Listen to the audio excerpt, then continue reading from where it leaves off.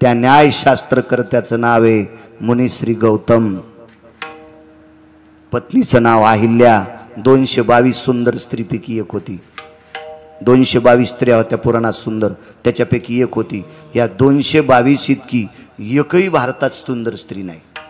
कोणाला राग आला असेल तर काय करतील, मी पुराण सांगतोय. इतकी तनुयाम गंधोष जायस्तितो माल्याधिनी सुगंधिनी. अंगावरच्या तनू म्हणजे शरीर, गंध म्हणजे सुगंध, अंगावरच्या सुगंधानं झाडाला कळ्या लागत होत्या. अशा सुंदर स्त्रिया 222, त्याच्यापैकी ती एक होती. आपण कापसात गेल्यावर पाते गळत आहेत, सोयाबीनमध्ये गेल्यावर फुलं जळत आहेत. हो, ह्या आपल्या परिस्थित्या. हो, ह्या 222 स्त्रीने एकीनंही ब्युटी पार्लरमध्ये जाऊन मेकअप केलेलं नाही. पुराण वाची जाणं, खपक्या मोबाईल आहेत भिताडासारखे तुमच्याकडे, इचकी जाणते कधी कधी. चांगल्या कामासाठी इचकी जा, भंगिऱ्याला चॅटिंग करण्यासाठी 2-2 वाजूस तर जागायला. विठाला विठाला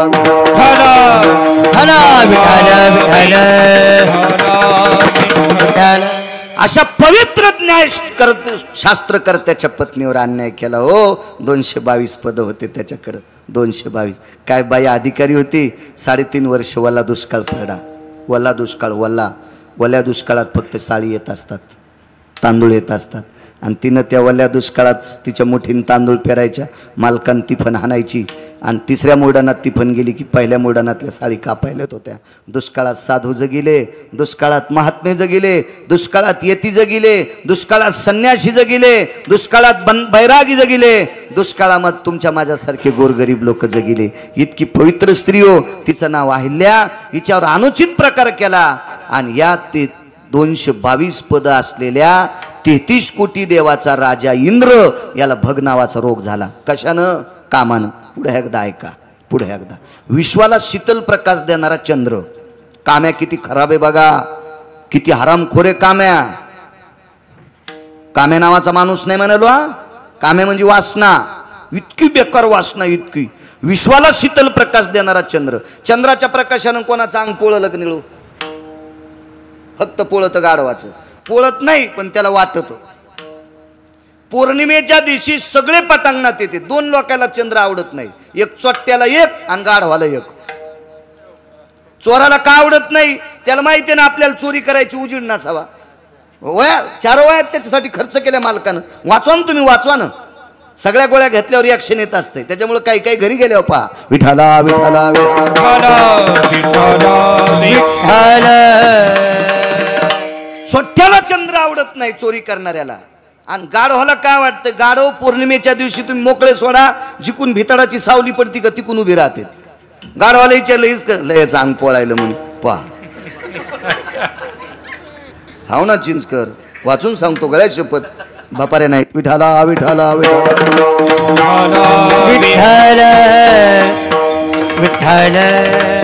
जगाला शीतल प्रकाश देणारा चंद्र, त्याचे उपकार सांग किती येतं. सूर्याच्या प्रकाशानं वाढ होत असती, पण चंद्राच्या प्रकाशाशिवाय अन्न एकाही झाडाला फुल लागत नाही. एकाही झाडाला एका फुल लागत नाही, त्या अर्थी फळ लागत नाही. म्हणजे फळारोपण करण्याची ताकद चंद्राच्या प्रकाशात आहे. हो, याचं अमृत आपल्याला एक दिवशी कोजागरी पौर्णिमेच्या दिवशी प्राप्त होते.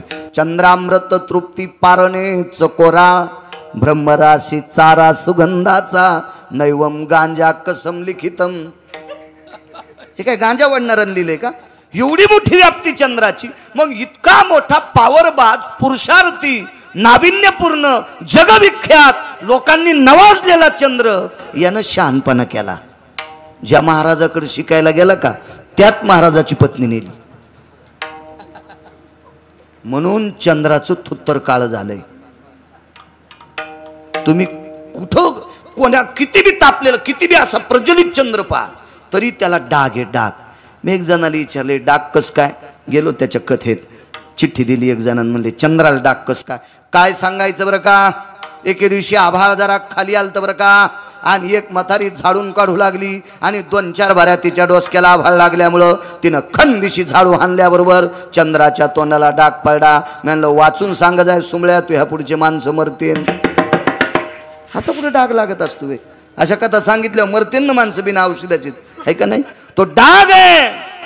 महाराज, चंद्र झाला काळा का वासनेचा, अजून एक सांगतो, 19 संन्याशापैकी 6व्या क्रमांकाचा संन्याशी, 19 संन्याशापैकी 6व्या क्रमांकाचा संन्याशी, त्या संन्याशाचं नाव आहे देवर्षी नारद.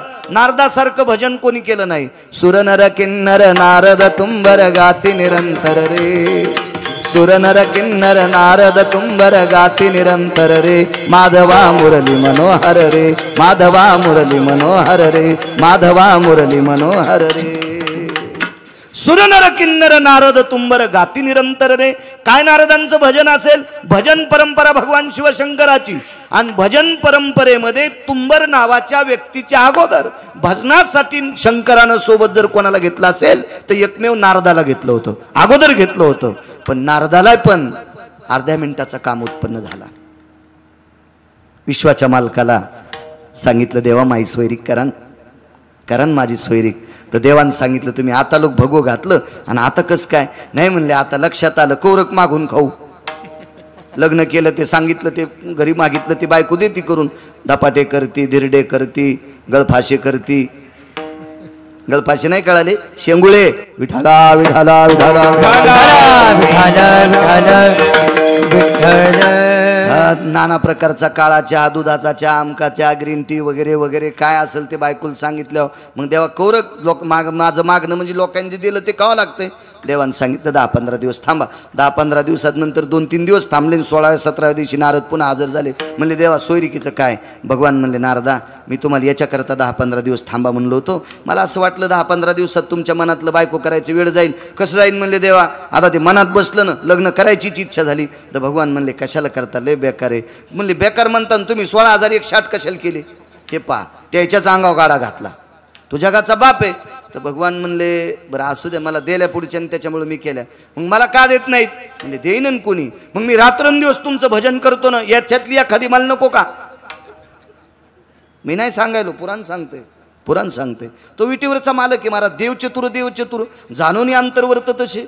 त्याच्या डोक्याला काय डोकं लावायचं? माणसं काय काही काही पांचट विज्ञानवादी 2-3 पुस्तकं वाचलेले इतकं डोकं लावतात. काय म्हणले, आगावपणा केला. आंब्याला भोपळे पाहिजे होते आणि भोपळ्याला कैऱ्या पाहिजे होत्या. इतके पांचट. म्हणजे भोपळ्याचा येल बारीकसा असतोय आणि आंब्याचं बुड असं मोठं असतंय.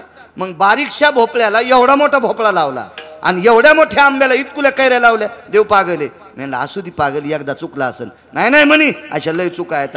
काय करायचं होतं म्हणी? ऐकायला नुसते कानाला छिद्र पाहिजे होते. हे कशाला दिले पाखाडं? याची द्याची गरज काय होती? म्हणलं, तू आंधळा झाल्यावर चष्मा कुठं अडकी? तू खोट्या ठोकी तू का? चष्म्याच्या दांड्या अडकवायला दिलं नाही. ते देव चतुरे महाराज, त्याच्या कशाला डोक्याला डोकं लावायचं? एक जण असंच म्हणला, देव येडा आहे म्हणला, आंब्याला भोपळे आणि भोपळ्याला कैऱ्या पाहिजे होत्या. काय करावं? मस्त झोपलं आंब्याखाली. आंबा पाडायला लागला होता. कावळे येत असते पण कावळ्याला आंबे खाता येत नसते. कारण सांगू का तुम्हाला? आंब्याला आंबे पाडायला लागले की कावळ्याला एक रोग होत असतोय. तो रोग सांगताय तू का कोणता होतो म्हणून?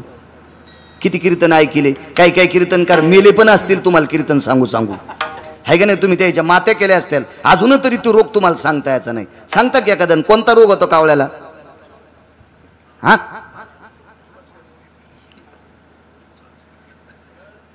आरुची नावाचा रोग. विठाला विठाला विठाला यानं काय होतं माहिती? याच्यामुळेच आमचं शिजत आहे. तुम्ही असं लक्षात ठेवत नाही ना, म्हणून आमचं शिजतंय. तुम्ही चांगलं लक्षात ठेवलं ना, आमच्या लोकांना नाशिकलाच जाणं इटं उचलायला. विठाला विठाला विठाला. तुमचं काम झालंय चोर पंक्चर. दुकानात गेल्या पंक्चर गवसनं आणि दारापुढं गाडी लावल्यावर हवा राहीन. आरुची नावाचा रोग झाला. आरुची नावाचा रोग नुसता कावळ्याला राग येतोय म्हणून नुसत्या टोचणे हाणते आणि ते आंबे खाली पडिते. ते टोचणे हाणल्याबरोबर एक आंबा याच्या नाकाव पडला. जे म्हणला देव येडा आहे त्याला. नाकाव पडला आंबा. नाक आता एवढा मोठी कैरी फडेल दिवशी नाक फुटलं. आणि मग आरुची नावाचा रोग कवा जातो सांग का? कावळ्याचा. लिंबुळ्या आल्यावर. म्हणून मधल्या आठवळी सगळं खातो. मग विष्टेची आदा थरी आभास कर्मयुवरी ते पडता या निजवरी तर रुची होय. हो, आणि मग त्या विष्टेतून पडलेल्या लिंबुळ्याची लिंब उगत असते. ते लिंबाव ते आंबे म्हणून ताव हाणतं. चला, यान टचका मारल्याबरोबर याच्याकरता कावळ्याकडे गेलतो. नाही तितकी गरज नव्हती कावळ्याकडे जायची. मला उसाल पाणी देता देता गवत उपटायचा ना दे. म्हणून बाजूला सरकलो. ते टोचका हाणल्याबरोबर त्याच्या नाकाव पडल्याबरोबर ते नाक फुटलं. ते म्हणला दवाखान्यात घ्या. म्हणलं देव येडाचे नाही का? येडात नाही तर काय नाही म्हणे. म्हणलं एक सांग ना, नेतो तुला दवाखान्यात, पैसा सगळं मीच देतो, पण जर आंब्याच्या जागेवर भोपळा असता तर वाचला असता का? आंब्याच्या जागेवर भोपळा असता तर आंब्याच्या कैरीन फक्त नाक फुटलंय, भोपळा असता तर वाचला असता का? नाही म्हणला राव, देव हुशारच आहे. देव हुशारच आहे ना. देवाचा चतुरातो शिरोमणी, गुणलावण्याची खाणी, मुकुट सकळा मणी, धन्य तुची विठोबा. त्याच्यासारखा चतुर जगात कोणी नाही महाराज. महाराज विश्वातला चतुर, त्याच्या कृपेने चालतोय. एक जण म्हणला तालुक्यात माझ्या इतका चालू नाही. मग तुझ्यासारख्या चालूला ज्यानं जन्माला घातलं तो किती चालू असेल याचा विचार करणं. त्याचा हुशारपणा आपण कशाला मोजायचा? तो चतुर आहे. नारदानं सांगितलं देवा, मला तुम्हाला जर पत्नी आवडत नाही असं तुम्ही म्हणता, मग तुम्ही 16,108 केल्या, याच्यातली मला एखादी, भगवान म्हणले मी जिथं नाही ती घेऊन जाय. असं आहे का हो? देव नाही अशी जागा आहे का? विठ्ठल जळी स्थळी भरला, रीता ठाव नाही उरला, आजम्या दृष्टीने पाहिला विठ्ठलची विठ्ठल, जळी स्थळी काष्टी पाशानी. सर्वत्र देव आपल्याला आहे, सर्वत्र सर्वत्र. तुम्ही पाहताल तिकडं देवे. मग त्याच्यात काय, तू काय कुठं नाही अशी कशी? मग या सगळे ठिकाण पाहिले, कंटाळले नारद. एका याच्यामध्ये तीर्थामध्ये स्नान करायला गेले. त्या तीर्थाला शाप होता. या तीर्थात पुरुषांनी स्नान केलं की त्याची स्त्री होत होती. लगेच नारदाची बाई झाली. आणि हेच ज्याची बायको मागितली का, तेच मालकाच्या रूपात लगेच तदेव लग्नं सुदिनं तदेव ताराबलम चंद्रबलम तदेव विद्याबलम दैवबलम तदेव लाभस्तेषाम जयस्तेषाम कुदस्तेषाम पराजय. असं लग्न लागलं लगेच त्याचं. लग्न लागल्याबरोबर एकामागून एक 60 पोरं आणि एक पोरगी झाली. 60 पोरं आणि एक पोरगी. लग्न करण्याची इच्छा तर मातीत गेलीच, पण नारदाची नारदी झाली. आणि 60 पोरायचे आणि एक मुलगी, 61 लेकरायचे. बाथरूम काढू तेव्हा काही टॉयलेट नव्हते ना. कोणी नारळ फोड की शेंड्या घेऊन जात होते. त्या शेंड्यान ते टपर नव्हते, मोठ्याल्या डेऱ्याचे खापर होते माया लहानपणी. त्याच्यावर आयुष्य गेलं काढता काढता. कशामुळे नारदाची फजिती? कामानं. कशामुळे चंद्राची फजिती? कामानं. कशामुळे इंद्राची फजिती? कामानं. इंद्रा पडले भग चंद्र झाला काळा. इंद्रा पडले भग चंद्र झाला. इंद्रा पडले भग चंद्र झाला काळा. इंद्रा पडले भग चंद्र झाला. नारद चुकला जाळा भजनाचा. नारद चुकला ताळा भजनाचा. नारद चुकला ताळा भजन. इंद्रा पडले भग चंद्र झाला काळा. नारद चुकला जाळा. नारद चुकला जाळा भजनाचा. इंद्रा पडली भग चंद्र झाला काळा. नारद चुकला ताळा. नारद चुकला जाळा भजनाचा. भजनाचा भजनाचा. जाऊ द्या रावणाचं कोणीकडं, पण 222 पद होते ना इंद्राला. त्याला भग नावाचा रोग झाला. कोण? चंद्र. विश्वाला प्रकाश देणारा चंद्र. त्याला काळेपण आलं. कोण? देवर्षी नारद महाराज. तितक्या वेळापुरतं भजन चुकलं. नारद चुकला चाळा भजनाचा. इतका मोठा काम. एका ठिकाणी मालकाने गोड सांगितलं, कामाजी कोतवाल याने नागविले बहुता. माझी कुतवाल याने नागविले बहुता.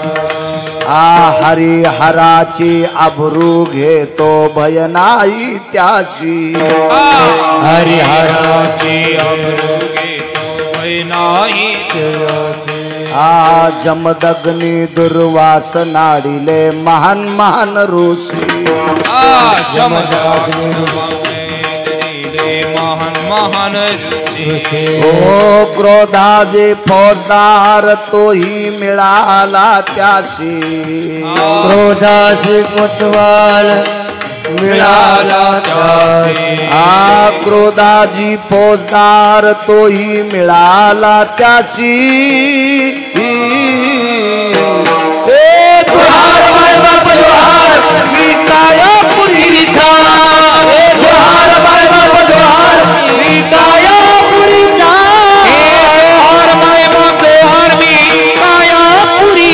चार 2 श्लोक पाठरास करणारे दुर्वास असतील का? कोणाला म्हणायचं दुर्वास?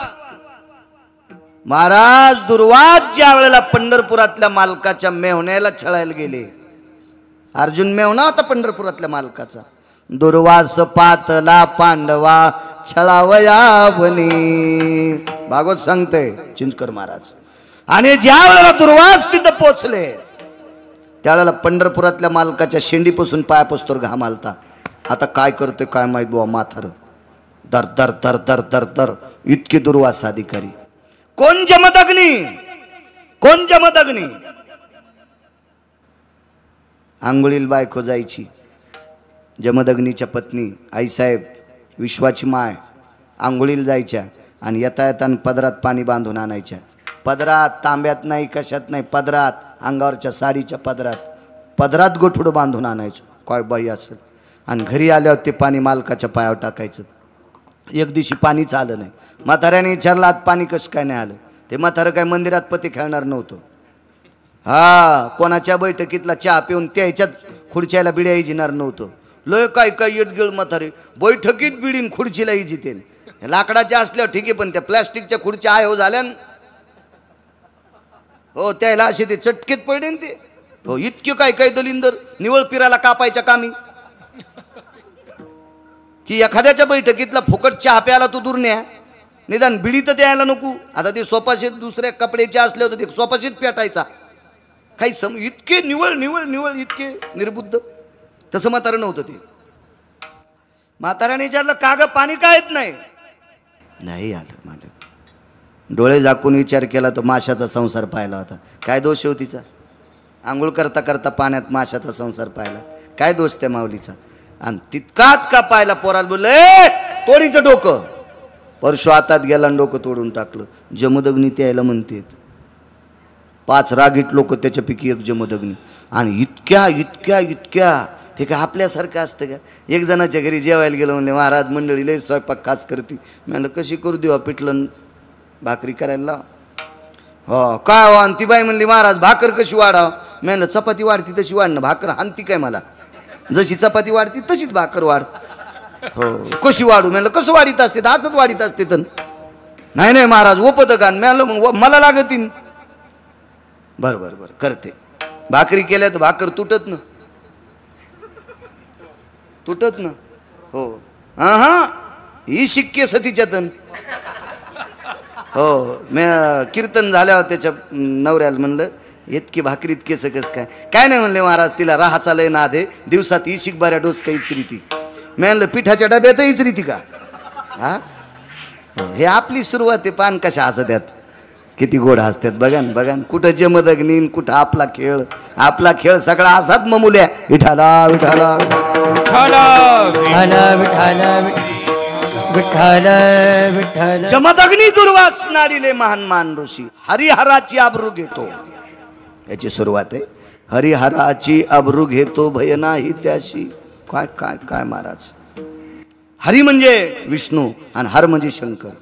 महाराज पंढरपुरातल्या मालकाला सुद्धा एकदा कामान बेजार केलं. एक नालायक मारणं गरजेचं होता आणि त्याला तो मरत नव्हता. पतिव्रतेचं पुण्य होतं. तिचं नाव होतं वृंदा. हिचं जीवन थोडंसं याच्यात आणण्यासाठी जगाच्या मालकाला कामाचा वापर करावा लागला. 360 तीर्थापैकी एका तीर्थात पंढरपुरातला मालक दगड होऊन पडला. त्या तीर्थाचं नाव आहे गंडकी नावाची गंगा. देवाची ही परिस्थिती. भगवान शिवजीला एके दिवशी उघड व्हायची वेळ आली. हा भिल्लनीच्या पाठीला आगे लागे पंचानन ग. आणि भिल्लीन कोण होती. पार्वती आई साहेबच होत्या. पार्वती आई साहेब मालकाची कामाची परीक्षा घेतली. महाराज एक कामे इतका बेजार इतका बेजार. आणि हा काम जिंकला की मग नराच्या यादीत आला. नराच्या यादीत. जास्त लग्न केले म्हणजे नराच्या यादीत नाही. जास्त लग्न केल्यानं नराच्या यादीत आला असता तर चिंचकर बुवा 1 कोटी बायका केल्या चित्रकेतून. भागवत सांगते मी नाही. कोटी भार्या चित्रकेतू 80 सहस्र लंकेशा 18 शते गोपीचंदा 12 शते जनका 703 दशरथा 4 5 5 करणाऱ्याची काय सांगायची कथा. 1 कोटी बायका चित्रकेतूला 80,000 रावणाला 1800 गोपीचंदाला 1200 जनकाला 703 राजा दशरथाला. नराच्या यादीत नाहीत. नाही नराच्या यादीत येण्यासाठी काम जिंकणं अवघड आहे. काम इतकं अवघड बापू. काम किती बेकार बघा. एका महाराजाला 100 वर्षाचं आयुष्य. हे हरिबुवा 100 वर्षाचं आयुष्य का महाराजाला? हो, महाराज तपासून जवळ गेलं पाहिजे. पाणी पिना छान के गुरु करना पछान के. पाणी जर गाळून नाही पिलं तर उलटी संडास होती, आहे का बरोबर? पण उलटी संडास झाली तर डॉक्टर नीट करतील. पण महाराज चुकीचा भेटला तर पिढ्याने पिढ्या मातीत जात्यात. त्याच्यामुळे महाराज शोधून केला पाहिजे. पाणी पिना छान के गुरु करना पछान के. हो, तात्विक सात्विक सदाचारीची शेपूट धरली पाहिजे. हो, भाई केलेल्या फुटक्या भांड्यात तुम्ही तूप टाका, घासलेट टाका, काही टाका, गळूनच जातं. हा, विठाला विठाला विठाला विठ्ठल विठ्ठल विठ्ठल विठ्ठल. एक ठराविक दिवस एखाद्या गोष्टीची मजा चलल. कोणी कीर्तनकार असेल, कोणी पक्वाद्या असेल, कोणी गायक असेल. एक ठराविक दिवस असते ज्या दिवशी देवाला सहन होणार नाही ती क्रिया संपली, नीट नदीच्या कडेनं पळावं लागते. हो, मग त्याला आवडणार नाही अशी अवस्था व्हावी होणी, आपल्यावर ती वेळ येऊनी. वेळेत वेळेत वेळेत वेळेत वेळेत वेळेत आपले बाण घातले की मग जमीन वाहत नसती. विचित्र परिस्थिती सांगितली कामाची. मोठा महाराज एक 100 वर्षाचं आयुष्य, 100 वर्षाचं आयुष्य. तर 100 वर्षातलं आयुष्य फक्त 10च मिनिटं शिल्लक राहिलं. 10 मिनिटांनं महाराज मरणार आहेत. या लोकातली यात्रा संपणार आहेत. महाराजाच्या पर्णकुटीच्या बाजूला विमान उभं आहे, 2 पार्षद आहेत. विमानाच्या पुढे पाय घड्या टाकल्यात. महाराज गेल्याच्या नंतर त्यांचा दिव्य शरीर जमिनीवर पाय टेकून न्यायचं नाही, स्वर्गातल्या पाय घड्या त्याच्याहून महाराज विमानात बसणार आणि स्वर्गात जाणार. 10च मिनिटं आयुष्य शिल्लक. आणि 10 मिनिटाच्या आत महाराजाला तहान लागली. अरे पाणी देईल का कोणी? उठता येत नव्हतं, शिष्य जवळ नसते. आणि शिष्याचं असंच असतं, खऱ्या कामाला शिष्य कोणताच नसतो. हो, महाराजाच्या पुढं काजूट्या का वंजळ वंजळ शिष्य घेते. आणि गाडी पंक्चर हो, ते मागच्या बाल्कनीत झोपल्या असतं, उठ ना, पडू द्या ना. हो, ड्रायव्हरनं बॅटरी धरली, महाराज नट खोलायला आणि शिष्य माग झोपलाय. असेच असते शिष्य कोणाचे बी. हो, मग त्याही महाराजाचे तसेच ना, तसेच. एकही शिष्य हजर नाही. अरे पाणी देईल का कोणी? आयुष्य राहिलं 4-5 मिनिटं शिल्लक. महाराजाच्या पर्णकुटीपासून रस्ता होता. काम्या किती हरामखोरे बघा. आणि याला ज्यानं जिंकलंय तोच नराच्या यादीत बेकार किती आधी ऐका. आणि मग ज्यानं जिंकलंय त्याचं चरित्र 5-10 मिनिटात ऐका. पूर्णविराम. 1 मिनिट त्रास देणार नाही. आणि 11च्या आधी 1 मिनिटानं सोडणार नाही, पुढं सरकणार नाही. ट्रॅक्टर किती महागायचं घ्यावा, आपला बांधाला की वळीलं पाहिजे. विठाला विठाला विठाला विठ्ठल.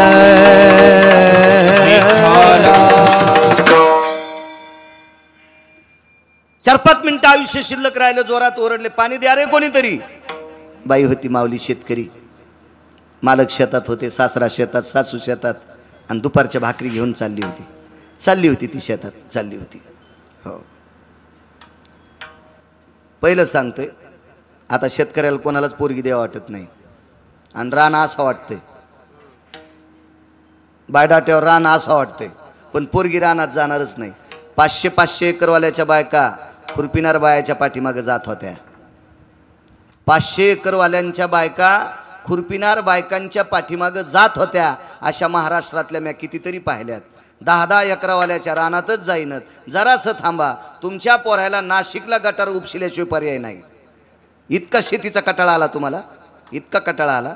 जगात सगळ्या मशीन असत्यान, बटन दाबल्याबरोबर 5 लाख लोकांच्या चपात्या करायची मशीन असेल, पण गहू तयार करायची मशीन आहे का? ज्वारी तयार करायची मशीन आहे का? तुरीची डाळ तयार करायची मशीन आहे का? तांदूळ तयार करायची मशीन आहे का? ती मशीन फक्त काळी माय आहे. काळी माय. लोकसंख्या इतक्या भरभटीनं वाढायला लागली, जगातलं कुठलंही शासन आलं तर ते गहू तयार करतं का? बनलं खाता येतील का?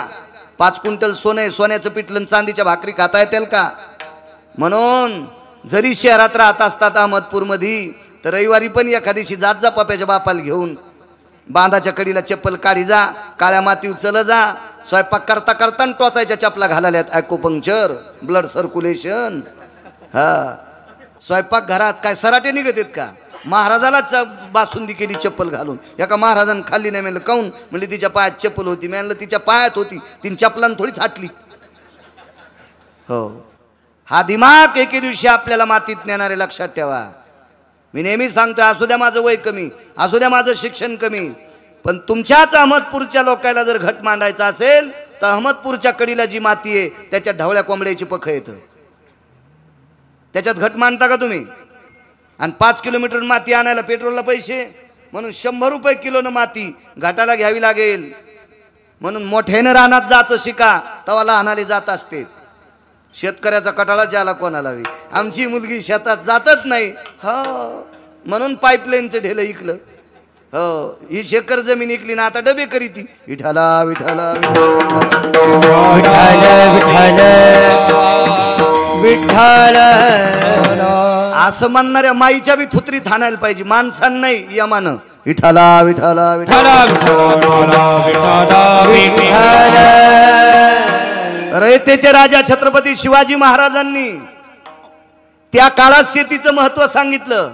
शेती सोन्यापेक्षा श्रेष्ठ आहे, म्हणून लोखंडाच्या नांगराला सोन्याचा फाळ लावला. म्हणून लोखंडाच्या नांगराला सोन्याचा फाळ लावला. ते याच्याकरता लावला, सोन्यानं शेती नांगरीत नसते. त्याच वेळेला छत्रपती शिवाजी महाराजांनी दाखवून दिलं, अरे ह्या सोन्यापेक्षा कितीतरी पटीनं शेती महत्वाची आहे, कितीतरी पटीनं शेती महत्वाची आहे. म्हणून तिच्याकडे थोडंसं लक्ष असलं पाहिजे. चला काय बापा, एका बाईला स्वयंपाक घरात घालायची चप्पल, हॉलमध्ये घालायची, जशा साड्या असतील तशी चप्पल. मी म्हणलं बाई, महाराज घरी आल्यावर हाणायची एखादी चप्पल आहे का? तशी असलीच सांग, मी उठून जातो आता. काय ती बाई बरी होती, शेतात चालली होती सासऱ्याच्या नवऱ्याच्या सासूच्या भाकरी घेऊन, पण महाराजाच्या पर्णकुटीपासून रस्ता होता, रस्ता होता. आणि अजूनही सांगतो, वचवच बोललो म्हणजे माझ्या काय गोळ्या थोड्याच संपल्यात. सकाळी हो रोड जाम करण्यापेक्षा याच्यावर गाड्या चालणाऱ्यानं रोड टॅक्स भरला शासनाचा, व्यायाम करणाऱ्यांना नाही भरला. कितीतरी लोकांच्या अंगावरून पहाटे 5-5 वाजता वाहनं गेलेत. पेपरवर टीव्हीवर पाहिलंय, ह्या सिमिटाच्या रोडवर, ह्या डांबरावर एकाव 1 11 आणि एकाव 2 12. हो, वाघोरीत अडकलेल्या सशानं हातपाय ताणल्यावर आणि त्याच्यावर हातपाय ताणून घेण्यापेक्षा अर्धा घंटा काळ्या मातीवर चला, अख्ख्या शरीरातलं रक्त शुद्ध होतंय. जाऊन पाय एखाद्या शेतात कसं होतंय तर बघा बघा बघा. ती बाई शेतात चालली होती आणि शेतात जाता जाता महाराजाचा आवाज ऐकला, आयुष्य 3 मिनिटाचं शिल्लक आहे, अरे पाणी देईल का कोणी? बाईनं टोपलं पर्णकुटीचं. काम्या किती बेकार आहे निळकंठ महाराज. ते टोपलं खाली टेकलं, बाई आतमध्ये गेली. अभिमान बुवा महाराजाच्या डेऱ्यातला पेला भरून घेतला, महाराजाच्या हातात दिला. महाराजाचं आयुष्य 1 मिनिटाचं शिल्लक. अख्खा आयुष्य धुतल्या तांदळासारखं महाराज जगले, काचासारखं निर्मळ जीवन जगले, स्फटिकापेक्षा निर्मळ जीवन जगले, सोन्यापेक्षा तेजस्वी जीवन जगले, हिऱ्यापेक्षा तेजोमय जीवन जगले. आणि अर्धा मिनिट आयुष्य शिल्लक राहिलं आणि अर्ध्या मिनिटात महाराज म्हणले, काय बाई रूपवाने तरुणपणात भेटली असती तर हिच्या संग लग्न केलं असतं. तरी तपोबळी जन्मधरी, तरी तपोबळी जन्मधरी, तरी तपोबळी जन्म, वासनेचा संग होया अंतकाळी, संग होय अंग, वासनेचा संग होया अंतकाळी, वासनेचा संग होय अंतकाळी. तरी तपोबळी जन्मधरी, तरी तपोबळी जन्मभरी, तरी तपोबळी जन्मभरी. अर्धा मिनिट शिल्लक आयुष्य राहिले. वासनेचा संग, वासनेचा संग होयांत काळी, तरी तपोबळी जन्मधरी. अर्ध्याच मिनिटानं 100 वर्ष केलेली तपश्चर्या मातीत घातली. कोणी? काम्यानं. इतका काम बेकार आहे. विठाला विठाला विठ्ठल विठ्ठल विठ्ठल. आता काम किती बेकार आहे. तुम्हाला 5-4 उदाहरणं चंद्राचं सांगितलं, इंद्राचं सांगितलं, नारदाचं सांगितलं, रावणाचं सांगितलं, या महाराजाचं सांगितलं, जमदग्नीचं सांगितलं, दुर्वासाचं सांगितलं, पंढरपुरातल्या मालकाचं, काशीतल्या मालकाचं, धावत्या वेगात सगळं सांगितलं. हे कामानं इतके बेजार. आता काम ज्यानं जिंकलाय ती माणसं किती अधिकारी असतात लक्षात ठेवा, किती अधिकारी असतात लक्षात ठेवा. 95 वर्षाचं म्हातारं शिकार करण्याकरता गेलं. वेगळाच सांगतो, 2-3 पुरावे तुम्हाला. 95 वर्षाचं म्हातारं गेलं शिकार करण्याकरता, पण शिकार न करता वनामध्ये एका आश्रमावर एक मुलगी स्वयंपाक करत होती. स्वयंपाक करता करता ती मुलगी पाहिली. 95 वर्षाच्या म्हाताऱ्याला लग्न करण्याची इच्छा झाली. मन म्हातारं होत नसतंय. पैठणच्या मालकाचा एक गोडसा शब्द होता, ते मला पूर्ण आठवत नाही. घरात वेचिल्या होय साठी, घरात वेचिल्या होय साठी. एका गाडग्यात तूप ठेवत होते, ते तूप विकून टाकलं. वेचणं म्हणजे विकलं. 60 वर्ष झाले घरात गाडगं पडलेलं होतं. 60 वर्षाच्या नंतर रिकामं गाडगं ज्या घरात पडलेलं ते घर पेटलं. गाडग्याने अर्जित केलेलं तूप गाडगं तापल्याच्या नंतर बाहेर पडत होतं. तसं हे शरीर वासनेनं तापलं की त्याचा काम बाहेर पडत असतो. 95 वर्षाच्या म्हाताऱ्याला लग्न करण्याची इच्छा झाली, पण मुलीच्या बापानं सांगितलं एवढ्या मोठ्या माणसाला, एवढ्या मोठ्या वयस्कर व्यक्तीला द्यावं कसं. रागाच्या भरात म्हातारं घरी गेलं. घरी गेल्याबरोबर बापाचा राग पोरानं पाहिला. पोराचं वय 22.5 वर्ष होतं, बापाचं वय 95 वर्ष, मुलाचं वय 22.5 वर्ष. 22.5 वर्षाच्या मुलानं बापाचा चेहरा पाहिला आणि विचारलं, बाबा काय? काय नाही रे म्हणे, शिकार गेलतो, आज आगळी वेगळी शिकार भेटली, पण पोरीचा बाप देत नाही. बाप ज्या घोड्यावरून उतरले त्या घोड्यावर पोरगं बसलं. घोड्याला टाच मारली, घोड्याच्या कानात सांगितलं, बाबा जिथं थांबले तिथं चल. घोडं चांगलं होतं. बऱ्यापैकी काही काही प्राणी, काही काही पाळलेले प्राणी त्याच्या पोरापेक्षा हुशार असते. बऱ्यापैकी पाळलेले प्राणी त्याच्या पोरापेक्षा हुशार असते. म्हातारी कीर्तनाला निघाले आणि कुत्र्याचं नाव टब्या. कुत्र्याला सांगितलं, टब्या गेटवर थांब, चोट्याचा जरा सुळसुळाट वाढाय, गेटवर बसून राय. मान हलिली, शेपूट हलिली. म्हातारी कीर्तनाहून जाऊस तर कुत्रं गेटमध्येच बसलेलं. पण ह्या म्हाताऱ्याच्या पोरानं मागच्या खिडकीतून सोयाबीनचे 3 पोते इकले. कुत्रं चांगलं का पोट्ट चांगलं? कशाहून कुत्र्याला वाईट म्हणता? जर प्राणी वाईट असतील तर महाराणा प्रतापाचा चेतक, छत्रपती शिवाजी महाराजांचे कृष्ण आणि विशाल, चातुर्माशी महाराजांचं कुत्र एकादशी धरत होतं. आज मधल्या एकादशीला राजूर गणपतीच्या बाजूला गाव आहे, तिथं त्या कुत्र्याची समाधी, तिथं त्या कुत्र्याच्या दर्शनाला जातात माणसं. एकादशीचा वाद मिटवणारं कुत्र. कारण त्या काळात चातुर्माशी महाराजांच्या परंपरेतले सगळे साधू पंचांग पाहून एकादश धरीत नव्हते, कालनिर्णय पाहून एकादश धरत नव्हते. हे कुत्र ज्या दिवशी भाकर खात नाही त्या दिवशी एकादश धरत होते. ठाकूरबुवाचं घोडं एकादशी धरायचं. असे कितीतरी प्राणी होते महाराज, कितीतरी प्राणी. यांना वाईट. छत्रपती शिवाजी महाराजांच्या सानिध्यात राहिलेला वाघ्या नावाचं कुत्र, चंद्रसूर्य तोपर्यंत त्याचा इतिहास कायम राहील. म्हणजे असे काही प्राणी सुद्धा कितीतरी सांगता येतील तुम्हाला. चला, त्या घोड्याच्या कानात सांगितल्याबरोबर घोडं तिथं उभं राहिलं. घोड्यावरलेला पाहिल्याबरोबर पोरगी भाकरी करीत होती. तिच्या मनात इच्छा झाली, याच्यासोबत लग्न झालं तर बरं होईल. असा मनात येणं आणि घोड्यावरल्यानं माय म्हणणं. माय का म्हणलं माहिती का? बापाला आवडी होती. लग्न कोणाची करायची इच्छा होती? बापाची. म्हणून मुलाच्या तोंडातून माय शब्द पडला. काय श्रुती वाईट म्हणणार आहे त्याला? तसा मुलगा होणे शिल्लक आहे. आणि माय शब्द वापरला. माय बाबांना भेटायचे. वाकत आतमध्ये गेली आणि सांगितलं, राजकुमार आलाय. बापानं सांगितलं, इच्छा आहे. ती म्हणली, इच्छा होती पण मला माय म्हणलेत, माझी लग्न करणार नाहीत. बाप बाहेर गेल्याबरोबर पाहिलं. बोला, कोण आपण? मी आमकी व्यक्ती. काय काम आमच्या गरीबाकडं? काही नाही, ही आमची माय, आमच्या बापाला लग्न करण्याची इच्छा आहे.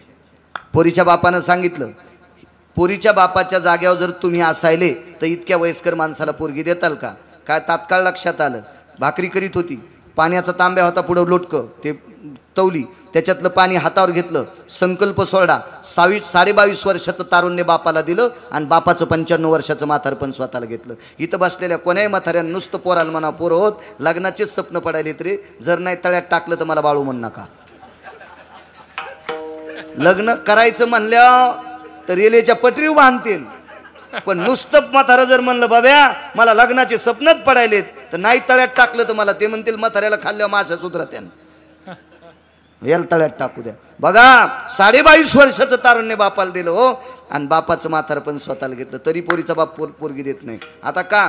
तू पुन्हा लग्न करशील, अजन्मो ब्रह्मचर्य, जीवनभर ब्रह्मचर्य. हा, राज्यावर बसशील, अजन्मो सिंहासनोस त्यागाती जायते, जीवनभर खुर्चीवर बसणार नाही. पुन्हा एक विचारलं, लग्न झालं नाही, सगळं मातीत गेलं म्हणून माझ्या पोरीला मारशील, जीवनभर बाईवर शस्त्र धरणार नाही. 4 प्रतिज्ञा भीषण, उपप्रतिज्ञा 22. त्या व्यक्तीचं नाव पितामह भीष्माचार्य. काम सांगतोय, काम काम काम काम. आणि प्रसंग काय?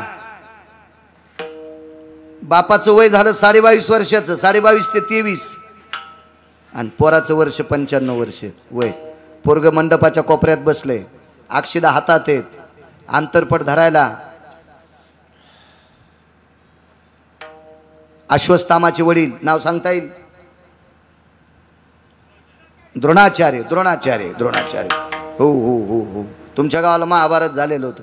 त्या म्हाताऱ्याच्या गावाला गेलो तुम्ही 2दा कीर्तनाला. विठाला विठाला विठाला विठ्ठल. या रोडच्या तळ्याच्या पलीकडून गाव आहे त्या म्हाताऱ्याचं. हो हो, रुई रुई रुई महाभारत झालं तर तिथं. हो, जिथल्या भाकरी खाल्ल्या तिथलं मीठ लक्षात ठेवतो मी. विठाला विठाला विठाला विठाला विठ्ठला होळकर डॉक्टर साहेबाच्या वडिलाचं श्राद्ध होतं. तिथं आल ते तारीख घ्यायला. ते माई रिकामी नव्हती. मला म्हणले द्याच राव. पुढच्या माणसाला फोन केला, म्हणलं तुमच्या पत्रिका छापल्या नाही, मागं पुढं करा. आणि त्या बाबाला तारीख दिली. विठाला विठाला विठाला विठ्ठला विठ्ठल विठ्ठल. द्रोणाचार्य अंतरपट धरायला निळकंठ महाराज मंगलाष्टक म्हणायला सांदीपणी होते. बापू सांदीपणी मंगलाष्टक म्हणत होते. शेवटचं मंगलाष्टक. मंगलाष्टक नीट म्हणी जा. आपल्या बापाची जहागिरी नाही काही बी म्हणायला. काही जर मंगलाष्टक म्हणायचे तर काय करायचं माहिती आहे का? तिकून बायको उभी करायची, इकून आपण उभं राहायचो, पोरायला अंतरपट धरायचं आणि माईक लावायचं आणि आपणच घरातली घरात मंगलाष्टक म्हणायची. बाहेर नको म्हणी जाऊ तून या काय बी मंगलाष्टक. यम तुला इतका हानीन इंचभर जागा ठवाचा नाही लाल करायची. विठाला विठाला विठाला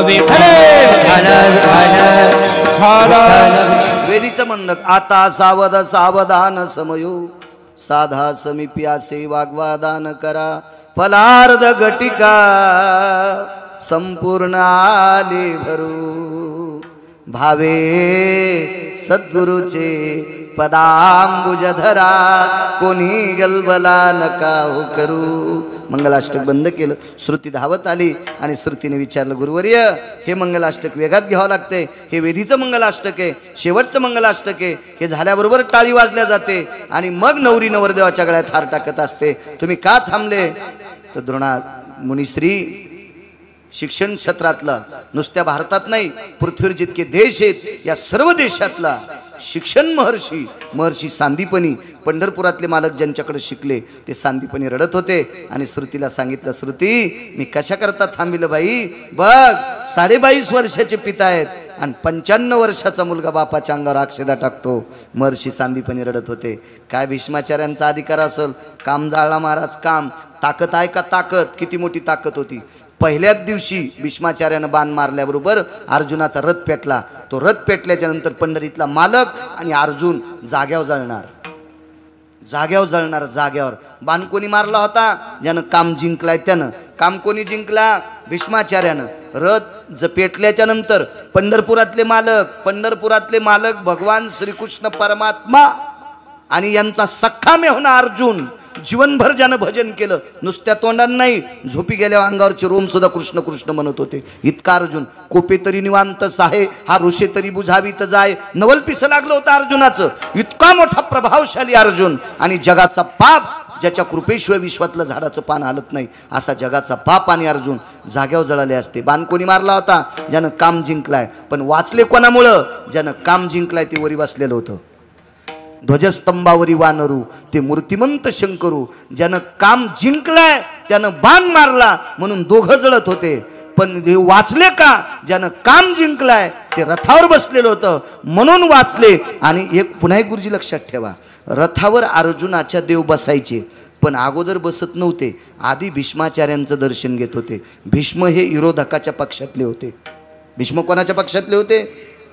विरोधकाच्या, कौरवाच्या पक्षातले होते. पण देवाच्या पक्क लक्षात होतं या म्हाताऱ्याचं दर्शन घेतल्याशिवाय पांडवांना दिल्लीची गादी भेटत नाही. म्हणून का कामावर जे प्राप्त केलेले माणसं विश्वातल्या मालकाचे सुद्धा बंधनं तोडीत होते. इतका कामावर जे प्राप्त करणाऱ्या भीष्मांचा अधिकार मोठा. म्हणून मालक पहिल्या कडव्यात म्हणतात, काम क्रोध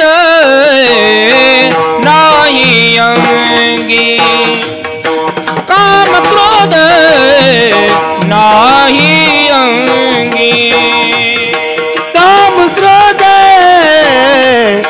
नाही अंगी, काम क्रोध नाही अंगी, काम क्रोध नाही अंगी, काम क्रोध नाही अंगी, काम क्रोध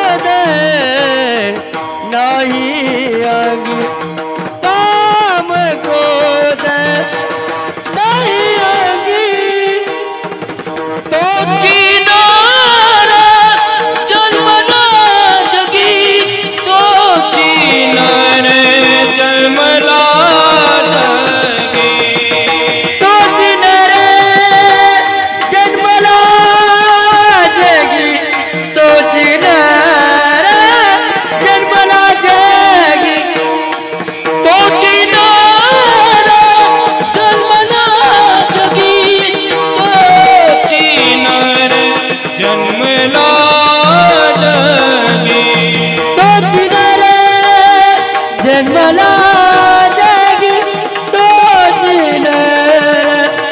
जन्मला जगी दयाचे मोता दर्शने दयाचे मोता दर्शन दयाचे होका दर्शन दयाचे होका दर्शन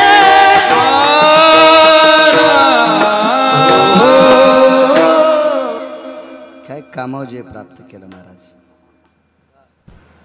त्यांना भीष्माचार्य म्हणतात. काय व्याप्ती आहे लोकांची. देहूतल्या मालकांना फसवण्यासाठी एक स्त्री पाठिली डोंगरावर. अशा डोंगरावर तुकोबर आहे, तिथं वाघिणी आणि शिवहिणी जणलेल्या. कशाला माणसं जातील. आणि त्या डोंगरावर तुकोबारा रस्त्यानं चलत असताना त्या काळातली सुंदर देवांगना डोक्यावरचा पदर खाली सोडला आणि तुकोबाराच्या पुढे उभी राहिली. जायो तू माते न करी सायास आम्ही विष्णुदास तैशन हो. जाय म्हणले माय, आम्ही तसे नाहीत. पण बाई फार हुशार होती. तिनं चांगल्या चांगल्या राजाचा पोत्रा केलता. चांगल्या चांगल्या त्या काळातल्या श्रीमंत राजांचा पोत्रा केला. काम लय बेकार, लय बेकार. 250 मशाली होत्या एका राजाला, 250 सोन्याच्या. एक एक मशाल 2.5 पावणे 2 किलोची मशाल सोन्याची. गावरान तुपात जळत होती. हो, गावरान तुपात. काय वैभवशाली राज्य त्या माणसाचं. काय धर्मपत्नी देवासारखी. किती देवासारखी महाराज. ती इतकी सात्विक बाई. त्या सात्विक बाईचा सात्विकपणा पाहून निळोबाराने एक चातुर्मास तिच्या वाड्यात केला. निळोबारा आहे, देवाला परत करणारे निळोबारा आहे. निळोबारा आहे. इथे तुझं लागी बोलाविले कोणी, प्रार्थील्या वाचून आला शिका. निळामणी आम्ही निळ खोजी देवा, तू कयाचा धावा करीत असो. आणि तेच निळोबारा आहे. एक चातुर्मास सात्विक सदाचारी बाईनं तो चातुर्मासामध्ये तुकोबाराचा गाथा ऐकिला. इतकी सात्विक बाई असताना एवढा मोठा श्रीमंत नवरा एका स्त्रीच्या नादी लागला. मेल्यावर कांदान भाकरी नाही भेटल्या मरताना. इतकी इतकी बेजारी. इतका काम्याई चित्र, इतका काम्याई चित्र. चला तुकोबारायनं ते बाई अशी बाई होती. तिने सांगितलं का हो मला माय म्हणला तर डोळे का झाकले. पोरान माईकडे बघून डोळे झाकावा, बापान मुलीकडे बघून डोळे झाकावा, भावान बहिणीकडे बघून डोळे झाकावा. बाई बाईच होती ती. जहाल बाई होती, जहाल. पण ते काय असं खालचा एखादा थोडाच मारा होता आमच्यासारखा उगा येडगळ. ते तुकोबाराय होते. तुकोबाराय. आणि तुकोबारायने सांगितलं माय या वारकरी संप्रदायामध्ये देवाला जर विनंती करायची असेल तर मन एकग्र होण्यासाठी डोळे लावावे लागतात. आणि डोळे लावून मी पंढरपुरातल्या मालकाला विनंती केली. काय विनंती केली. माय तुझ्यासारख्या सुंदर माईच्या पोटी मला दुसरा जन्म दे. काय ताकद असेल हो. वाहत्या पाण्याला आंघोळ केली, तिथून पुढे डोंगरावरली श्रोता ती झाली. का ताकद कशाची. काम जिंकण्याची. म्हणून आज विश्वभर त्यांच्या नावाचा जय जयकार केला जातो. काम जिंकला. काम काम काम. एवढी मोठी ताकद, एवढी मोठी, फार मोठी अफाट शक्ती. चला, एक व्यक्ती किती पुरुषार्थी. आईनं त्या व्यक्तीचे इंद्रिय पाहिले नाही. जगातला प्रत्येक संन्यासी ब्रह्मचारी आईनं पाहिला, त्याचं शरीर पाहिलं. विश्वातला एकच संन्यासी आहे, त्या संन्याशाचे इंद्रिय त्याच्या आईनं पाहिले नाही. त्या संन्याशाचं नाव मारुतीराय. आईच्या पोटातच लंगोटी बांधून आलता. नैष्टिक ब्रह्मचर्याची कासोटी. असा संन्यासी. आणि असा संन्यासी एका पतिव्रतेच्या पलीकडचं टोक होतं. तिला नायिका म्हणतात.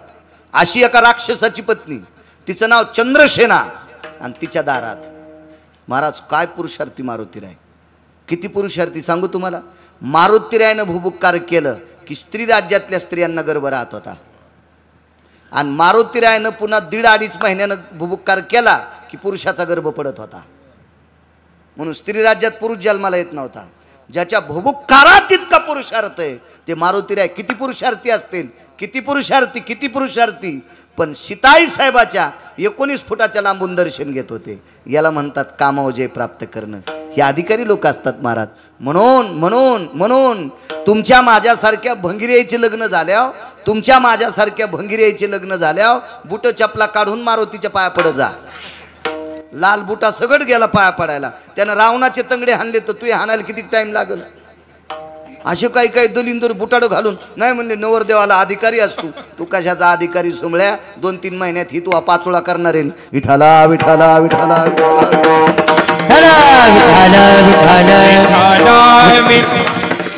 नवरदेव अधिकारी असतो.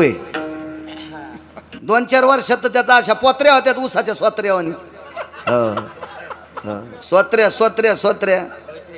नाही काहीच काम नाही. तुमच्या सुरुवातीला आल्या दादा जरस थांबा लय नका टवटवीत येऊ. आणि तुमचे तर चेहरे पाहिल्याच कळतं मला. लग्न झाल्यावर कोणाचं वरी 6 महिने जरा बराबुरा खेळ असतोय. या ना बसाना दूध घ्या ना चहा घ्या ना पिठलं पोळी काय करू आमकं करू तमकं करू. या गोंधळात एखादं लेकरू हो पटकन अर्धा तुकडाच.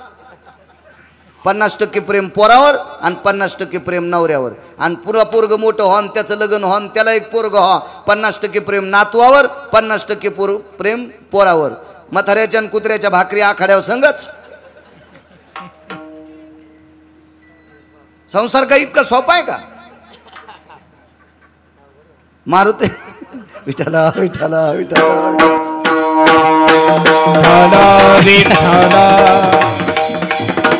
म्हणून ज्यानं कामावजय प्राप्त केला त्या पुरुषार्थी व्यक्तीचं दर्शन घेतल्याशिवाय आपल्या संसाराला सुरुवात नाही.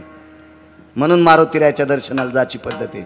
पण बुटाडन चपलं काढून पाया पडत जायचं. लग्न झाल्यावर जास्त शहाणपणा करी जाऊ नका.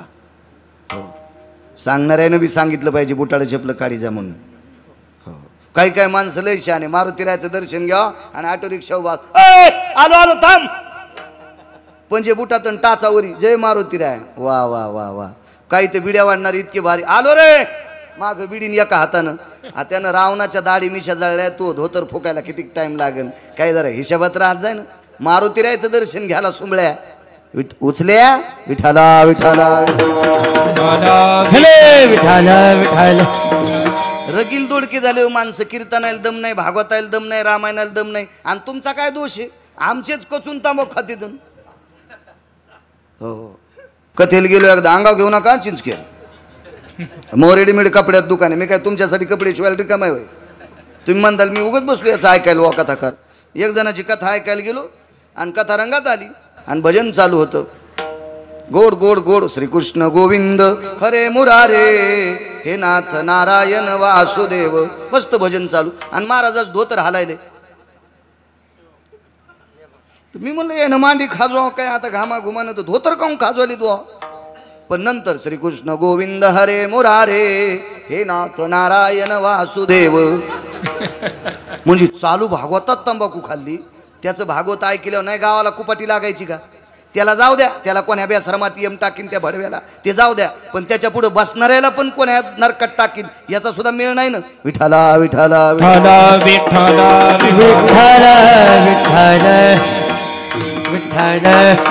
हा संप्रदाय अभ्यास नसावा असा नाही. अभ्यास असावा पण अभ्यासाच्या पाठीमागे आचरण असावा.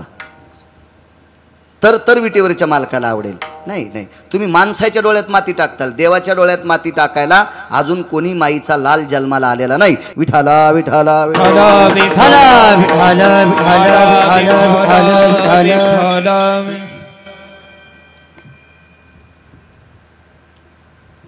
त्या मारुतीरायाचं दर्शन घेतल्याशिवाय आपल्या संसाराला सुरुवात होत नाही. काय ताकद आहे महाराज. कामावजय प्राप्त करणाऱ्या लोकांचा इतका मोठा अधिकारी. एक शेवटचा पुरावा सांगतो. टाइम किती राहिला हरिबुवा.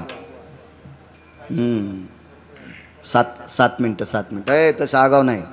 रिसोड माफी हो 21 किलोची पाहिली आहे का नाही. 5 मिनिटं वाढीन ना पण टाइम राहिला असं घडा का घडी येते.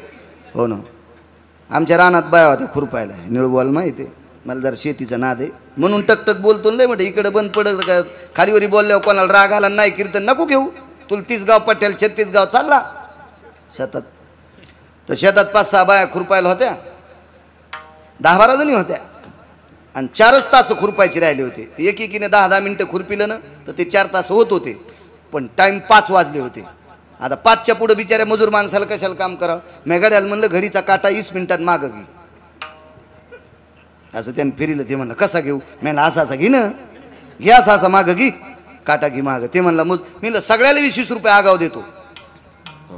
मला कुठं काय म्हणलं देवीचं तेल देवीला आणि भूते आला घाईला 4-2 म्हाताऱ्या पाया पडल्या की झालं.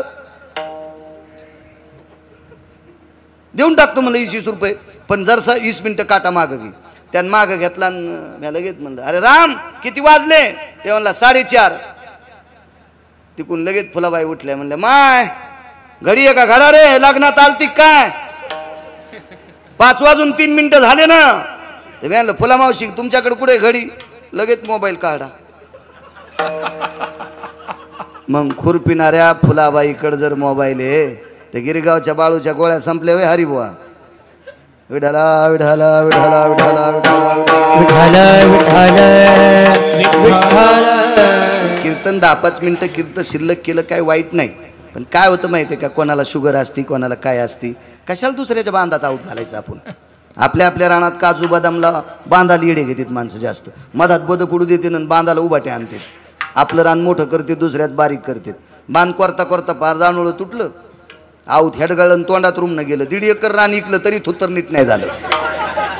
काय बांधाला येणार घाल तू. मधात लाव ना काजू लाव बदाम लाव पिस्ता लाव. तिथंच येणार तू उभा ते आऊत आणतो. गाड्याला बाजूला सरकीतून शेल्या पाय देतो. पुन्हा दगड टेकी तू. विठाला विठाला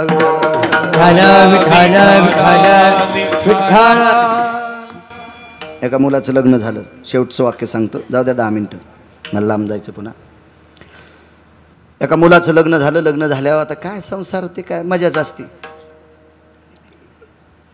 सगळ्या गोष्टी त्याला का कोणी दिसत का काय लय मजा आगळी वेगळी. काही दिसत नसतं पुन्हा कोणी. फक्त त्याला त्याची मंडळीत दिसती बाकी काही दिसत नाही. माहेराला गेल्यावर कपाटात दिसन याच्यात दिसन वस्तूत दिसन सप्रेम भेटीत दिसन गिलासात दिसन तांब्यात दिसन कंसाला देव दिसू लागला तशी याला दिसते. हो. आणि मग ते लग्न झाल्याच्या नंतर वैभवशाली होतं. बऱ्यापैकी कुटुंब होतं. आणि ज्या दिवशी माहेराला मांडव परतनील गेली त्या दिवशी येणारे त्या दिवशी आली नाही. 5 वाजता आईला विचारला आई ही आली नाही. नाही आली बाळा. नसन आली. काही अडचण असेल कोणी पाहुणे रावणे आले असतील थांबा म्हणले असतील उद्याला येईल. कशात जेव तू नवरदेव. 8 वाजतात निघाला नवरदेव सासरवाडीला. सासरवाडीच्या आणि याच्या गावाच्या मधात नदी तुडुंब भरलेली. नवरदेवाला पावता येत होतं का नव्हतं देव जाणे. कामावर कृत ज्यानं जय प्राप्त केला त्याला नर म्हणतात. त्याच्या एवढं शेवटचं वाक्य आहे का. दोन्हीच्या मधात नदी होती. नदीच्या पलीकडे जावं कसं. पण पत्नीविषयी आशा फार मोठी होती. वासना नदीत उडी टाकली. अर्ध्या नदीत आल्यावर बुडकळ्या घेऊ लागले. आता बुडणार आहेत महाराजे. हे नवरदेव बुडणार आहे. पण कर्मनोगती त्याचं प्रारब्ध चांगलं त्या नवरदेवाचं. त्याच्या हाताला मड लागलं. वरून मड वाहत आलतं. पाण्यात मड वाहत आलं. पाणी कोणतंच मड्याला लाकडाला खाली घेत नाही वरी फेकीत.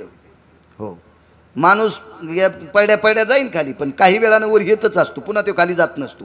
मग प्रांतात त्या भागात मडे पाण्यात सोडण्याची पद्धत होती. अंत्यविधीची पद्धतच आहे ती. एक दफनविधी आहे एक दहनविधी आहे. उत्तर भारतात प्रेत नदीत सोडतात पण त्या नद्या मोठ्याल्या असतात. विस्तृत नद्या असतात. सदाव्रत नावाचा विधी म्हणतात त्याला. आणि तसं प्रेत सोडलं. मग ते प्रेत हाताला लागल्याबरोबर त्या प्रेताच्या माडावर ते बसले. पण 2-3 दिवसाचं सडलेलं मड होतं. आणि याचं वजन ह्या नवरदेवाचं वजन आणि त्या प्रेताचं वजन मधात ते लागलेलं लाकडं फाकडं त्यानं ते पाण्यानं फेकून दिलं. कडीला गेले. पण कडीला गेल्यामुळे वच करता करता ते मड्याचं पोट फुटलं. अंगाला सडं मास गीस लागलं. पण काही वास येत नव्हता काही येत नव्हता. कोणाचा वास येऊ लागला फक्त बायकोचाच. पुन्हा कोणाचा येईच न गेला ना. पुन्हा कोणाचाच वास दिसन गेला. फक्त त्या मंडळीचाच वास येऊ लागला. आणि गेले तिथे गेले तर हे जाणं गडगड गडगड गडगड गडगड गडगड गडगड रात्रीचे 2 वाजलेले. आभाळ मी म्हणते पावसाचा धोधो सुरू आहे. वळचणीला उभे राहिले. दरोजा वाजवता बेल नव्हत्या फोन नव्हते काय नव्हते. वय झाल्याच्या नंतर एक गोष्ट बघा लक्षात घ्या. ज्याचं वय झालं का त्याचा आहार कमी होतून झोप कमी होती पण हाव जास्त वाढती. वय लय मोठं झालं ना झोप कमी होती जेवण कमी होतंय आणि हाव लय मोठी वाढती. खाल्ला काड्या पटीत पेरलं का वरला काड्या पटीत पेरलं का त्या बैलाचं काय झालं त्याचा आगुंडी कसं काय गेली होती, कासऱ्याला गाठ कशी काढली, ते यठण कसं काय तुटलं, हे नियम आहे. मी म्हातारा झाल्यावर सुद्धा माझं सुद्धा तेच होणार आहे. दात पडतील, लोक कीर्तन घेणार नाहीत आणि मला वाटतं घ्यावा,